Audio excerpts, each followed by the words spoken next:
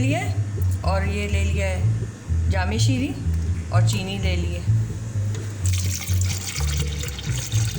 दूध डाल लेंगे इसमें जग में। मैंने मलाई डाल दी है ताज़ी, थोड़ी सी बर्फ़ डाल दूंगी और चीनी डाल दूंगी।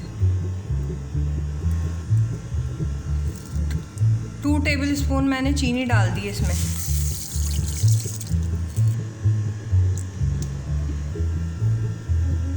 जामी शीरी मैंने डाल दिया है। अब मैं इसको हल्का सा ग्राइंड कर लूँगी।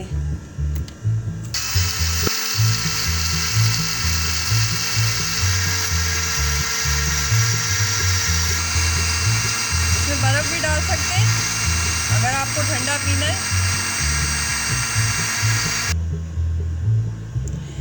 मज़ेदार सा मिल्क शेक तैयार हो गया है। इसको मैं अब निकाल लेती हूँ ग्लासों में।